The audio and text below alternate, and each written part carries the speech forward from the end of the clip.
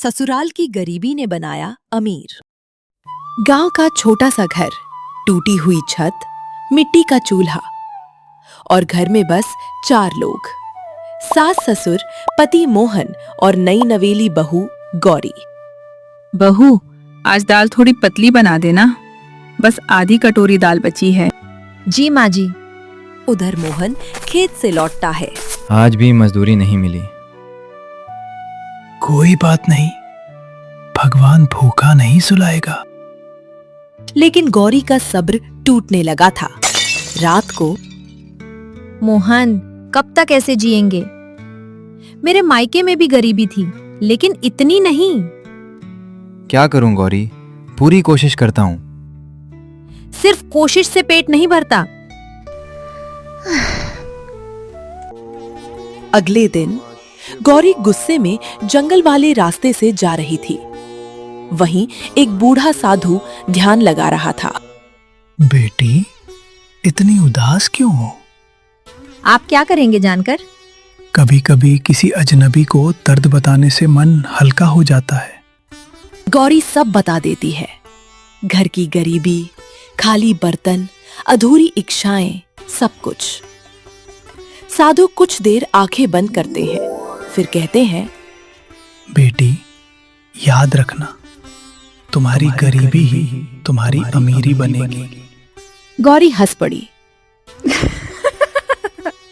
महाराज, भूखे आदमी को ऐसी बातें अच्छी नहीं लगती। आज नहीं समझोगी, लेकिन जिस दिन समझोगी, उस दिन लोग तुम्हारे घर की मिसाल देंगे। कुछ दिन बाद सुबह सुबह सास भागते हुए आती है।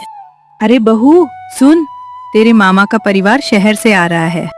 गौरी चौंक जाती है। क्या? आज? गौरी तुरंत रसोई में जाती है, पूरा घर छान मारती है। आटा थोड़ा, मसाले थोड़े और बस एक आलू। हे भगवान, एक आलू से क्या बनेगा? गौरी बैठी सोच रही थी। अचानक उसके दिमाग में विचार आया। अगर आलू बहुत पतला काट दूं, तो ज्यादा टुकड़े बन जाएंगे। वह चाकू से कागज जितने पतले स्लाइस काटती है, बेसन में डुबोती है, गरम तेल में डालती है। कुछ ही सेकंड में कुरकुरे, हल्के, फूले हुए पकौड़े तैयार। घर में खुशबू फैल जाती है। मेहमान आते हैं, सबको प्लेट दी जाती है। पहला निवाला और सब रुक जाते हैं। अरे वाह, ये क्या है? पकौड़ा भी है और चिप्स जैसा भी। मम्मी, और चाहिए। सब प्लेट खाली कर देते हैं। मेहमानों में एक आदमी था, नाम विनोद अग्रवाल। वो शहर में स्नैक्स की फैक्ट्री चलाता था। वो गौरी के पास आया। बहू, ये किसने बनाया? जी मैंने। नाम क्या है इसका? अभी तो कोई नाम नहीं। ये चिप्स भी है और पकौड़ा भी। नाम रखो चिपोड़ा। Chips plus pakora. सब हंस पड़े, लेकिन नाम सबको पसंद आ गया। खाना खत्म होने के बाद, गौरी, क्या तुम रोज ऐसा बना सकती हो? हाँ, बना सकती हूँ। अगर मैं मशीन लगवा दूं तो? पूरा घर चौंक गया। हमारे पास पैसे नहीं हैं। पैसे मैं दूंगा, तुम मेहनत देना, हम साझेदारी करेंगे। गौरी विश्वास नहीं कर पा रही थी। फैक्ट्री शुरू हुई। पहले दिन सिर्फ 20 पैकेट बिके, दूसरे दिन 15, तीसरे दिन 10। गौरी रोने लगी। लगता है सब खत्म हो जाएगा। हर बड़ा बिजनेस धीरे शुरू होता है। फिर उन्होंने लोगों को दुकान दुकान जाकर मुफ्त में चखाना शुरू किया। एक स्कूल के बच्चों ने खाया, फिर पूरे स्कूल में मशहूर, फिर शहर, फिर दूसरे जिले। हर कोई पूछने लगा, चिपोड़ा आया क्या? टीवी वाले पहुंचे, यूट्यूबर पहुंचे, समाचार पत्रों में खबर छप गई। एक आलू से बना करोड़ों का बिजनेस। कई साल बाद गौरी बड़ी फैक्ट्री की मालकिन बन चुकी थी। एक दिन वही साधु फिर मिले। गौरी दौड़कर उनके चरणों में गिर गई। महाराज, आप सही थे, मेरी गरीबी ही मेरी अमीरी बन गई।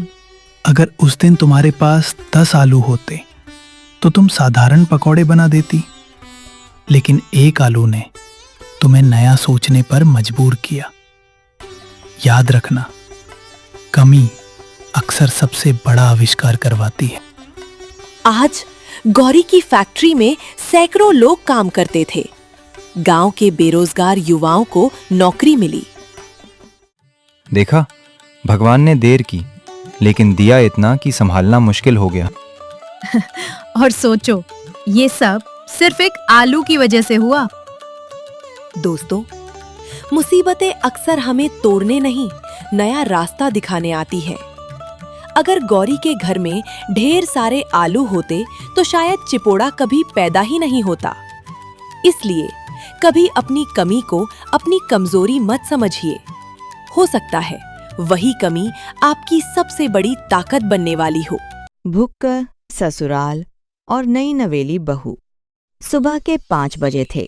नई नवेली बहू नंदिनी की अभी ठीक से नींद भी नहीं खुली थी कि सास की आवाज पूरे घर में गूंज उठी। बहू, जल्दी उठो, तुम्हारे ससुर जी को आलू के पराठे चाहिए, देवर को पनीर के पराठे, ननद को चीज सैंडविच और तुम्हारे पति को मसाला डोसा। नंदिनी ने घड़ी की तरफ देखा और मन ही मन बोली, हे भर है या होटल। वह जल्दी जल्दी रसोई में पहुंची। तभी ससुर जी आ गए। बहू, पराठों के साथ मक्खन भी रखना, और हाँ, मीठी लस्सी भी बना देना। इतने में देवर बोला, भाभी, मेरे लिए पनीर एक्स्ट्रा डालना। ननद मुस्कुराते हुए बोली, भाभी, मेरा सैंडविच बिल्कुल कैफे जैसा होना चाहिए। पति ने भी अपनी फरमाइश जोड़ दी। डोसे के साथ नारियल की चटनी और सांभर भी चाहिए। लेकिन असली झटका तो दोपहर में लगा। सास बोली, आज खाने में ससुर जी के लिए छोले भटूरे, देवर के लिए राजमा चावल, ननद के लिए व्हाइट सॉस पास्ता, तुम्हारे पति के लिए बिरयानी और मेरे लिए कढ़ी चावल बना देना। नंदिनी की आंखें फटी की फटी रह गईं। माँ जी, एक ही समय में 5 अलग अलग खाने। सास ने हंसते हुए कहा, अरे बहू, हमारे घर में हर किसी की पसंद अलग है। नंदिनी पूरे दिन रसोई में लगी रहती।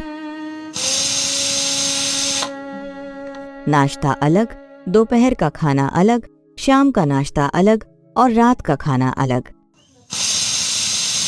किसी को समोसे चाहिए, किसी को पकौड़े, किसी को पिज्जा तो किसी को गुलाब जामुन। एक दिन तो हद ही हो गई। ससुर जी बोले, आज जलेबी खाने का मन है। देवर बोला, मुझे मोमोज चाहिए। ननद बोली, मुझे चॉकलेट केक चाहिए। पति ने कहा, शाम को पाव भाजी बना देना। और सास बोली, मेरे लिए गर्मा गर्म खीर भी बना देना। नंदिनी थककर कुर्सी पर बैठ गई। उसकी आंखों में आंसू आ गए। उसी समय पड़ोस की दादी वहां आई। उन्होंने नंदिनी की हालत देखी।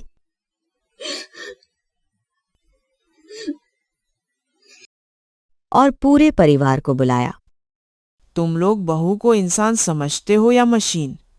सुबह से रात तक सिर्फ तुम्हारी फरमाइशें पूरी करती रहती है। अगर यही हाल रहा तो बहू बीमार पड़ जाएगी। पूरा परिवार चुप हो गया। सबको अपनी गलती का एहसास हो गया और कहने लगे, बहू, हमें माफ कर दो। हमने कभी सोचा ही नहीं कि तुम पर कितना काम पड़ता है। पति ने कहा, अब से रोज सबके लिए एक ही खाना बनेगा। जिसे जो खाना होगा वो रविवार को अपनी पसंद बताएगा। देवर बोला, और मैं सब्जियां काटने में मदद करूंगा। ननद बोली, मैं बर्तन धो दूंगी। और सास बोली, और मैं रोटी बनाने में तुम्हारा हाथ बटाऊंगी। नंदिनी के चेहरे पर पहली बार ससुराल आने के बाद सुकून भरी मुस्कान आई। अब उस घर में रोज नई नई फरमाइशें नहीं होती थीं।